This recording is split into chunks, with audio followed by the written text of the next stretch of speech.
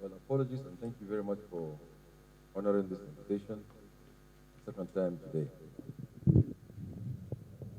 I think it is important to address you on a very recent happening. You are aware of the situation with Emirates Airline operations in Nigeria. So today, we received communications from UAE removing some of the conditions for travel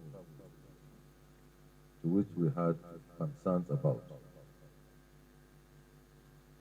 And having done so, and being the only impediment to their operations, we think it is also necessary for us to lift the ban on operations of Emirates into the country, beginning from today. We are happy to announce that this is a product of lengthy negotiations between us and them, or put more appropriately, between the PSC and the government of Nigeria and them as well. You are aware of the institution of the PSC and the officers that are running that PSC. So with me is the Honorable Minister of Foreign Affairs, your own friend as well, the National Incident Manager. I will cede the microphone to the Minister of Foreign Affairs for a few words, and also the National Incident Manager. So from today, all impediments put on the operations of Emirates have been lifted. Thank you very much.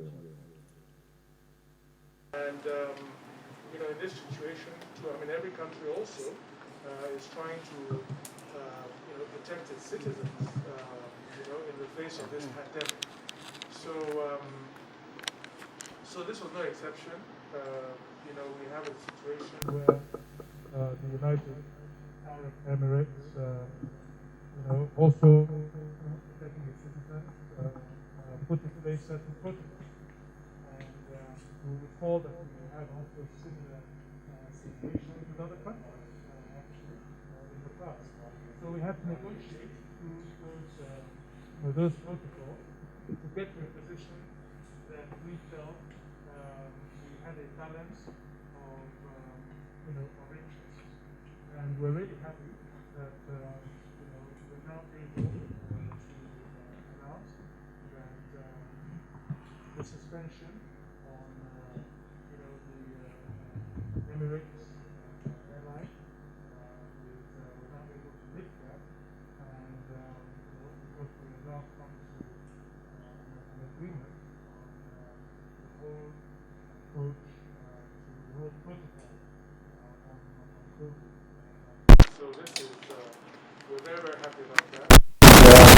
The officials of the UAE, with whom we've been discussing and negotiating for their professionalism, for their understanding, and their strong friendship.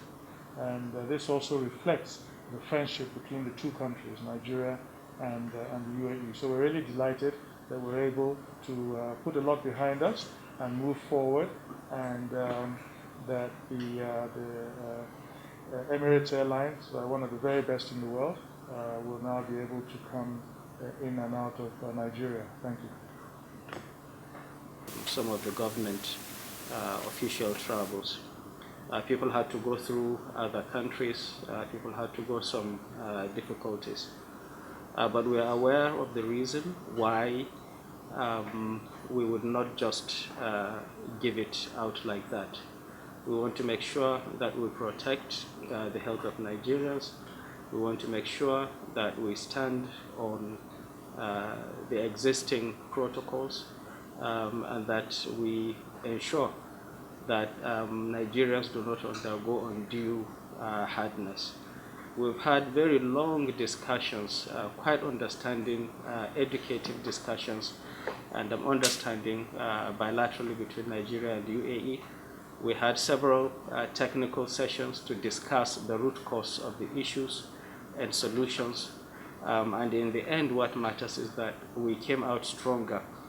We had better understanding of the processes. We understood their needs. They also understood our own limitations. And we respected each other. And after all this, now we are very glad that we have brought all this entire issue to a final rest with good understanding between both parties. I believe, Honorable Minister, our relationship with the UAE is going to grow stronger. In fact, we have established some additional ties now, which were not there before, and we have deeper understanding of each other. Regarding COVID-19, every country is trying to protect its citizens. So we do not blame the UAE for suggesting the additional extra measures that they wanted to put in place to protect their citizens. We also here have put such measures, to make sure that we protect Nigerian citizens. But in the end, with COVID-19, you cannot be safe until every other part of this world is safe. We have seen recently what is going on in the last 24 hours. The emergence of the new variant of concern now, which WHO has called Omicron. And we are taking necessary steps to also make sure that we protect Nigerians. The Honorable Minister of Foreign Affairs, Honorable Minister of Aviation, the leadership of the Presidential Steering Committee by our chairman, we always discuss these issues and we take precautions and we make sure that we give Nigerians the best deal that is there.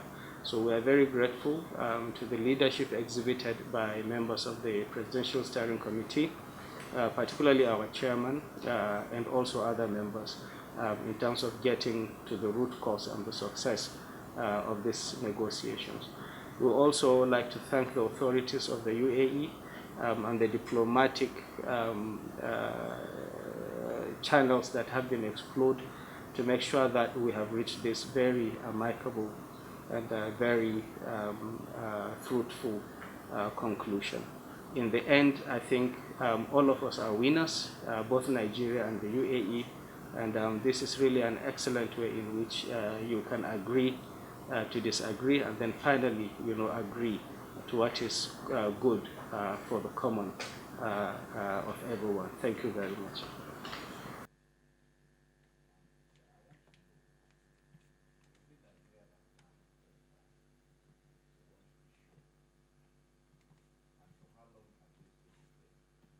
The lifting of the ban, nature, I would say, is unconditional. All of those things that were put in place that made us to disagree have been removed, and therefore it is with no conditions. In fact, it made things better, which Dr. Muktar may appreciate. Second, whether it is, and so also it is a position between UAE and Nigeria, not Emirates and Nigeria, it's UAE and Nigeria. And the second question as to lifting the ban, is it that Emirates lifts ban on Nigeria or Nigeria lifts ban on Emirates? So very quickly, I think maybe we have forgotten. I would just go through very quickly. Like Dr. Muktar said, every country put some measures and protocols to safeguard their citizens, which Nigeria did. At some point, some airlines like Lufthansa, Air France KLM, and Emirates, it didn't settle well with them. So in order to safeguard our citizens from the certain violations that may lead to escalating the COVID situation in Nigeria, we decided as PSC to suspend the operations of those airlines. However, shortly after, then KLM, Air France, and Lufthansa reverted to the protocols that we put in place. And Emirates have some concerns with those. So we kept that of Emirates. And so they continued for some time. And we went on to negotiations. And so at the end of the day, also after these long negotiations, Emirates went back to what was acceptable to both or all other airlines, or what we put in place as a country through the PSC. And your last question is for how long? You're on your own. Yes. We can fly to UAE and they can also fly in here. Maybe to freshen up some of the memories is that there was condition, for example, that had to do with the testing of passengers 48 hours before, also testing at the airport, and also testing on arrival, and also testing thereafter. Just like we have our own protocols, that you test 48 hours, you come in, and then you repeat test after 7 days, like in the case of Nigeria. So those we had some disagreement, and also there was a condition that for a Nigerian traveler, he will have to spend 2 weeks in a transit country if he's not going via Emirates. So those are some of the gray areas that we had, and we were negotiating over them. So now Nigeria no longer can fly direct, and he doesn't have to spend 2 weeks in any other country. Also, they've referred back to 72 hours test before flight, which was the original thing that we started with. So whether it is us agreeing with them as to our protocols, which they accepted. And of course, we announced the lift of the ban because in the first place, it was us who said, no, stop operations until we're able to resolve. And I have to emphasize here that UAE and Nigeria's relationship has been, that is his staff, his area, but has been very, very cordial and gets better by the day. This, like he said, the red list, the black list, the green list, whatever list it is all over the world, is being put on nations from nations. So the reasons why this had happened is well documented during the PTF press briefings that we have been having. At some time, every week, we come to brief the nation as to the issues that were being negotiated. So it culminated today to agreeing to the status quo until before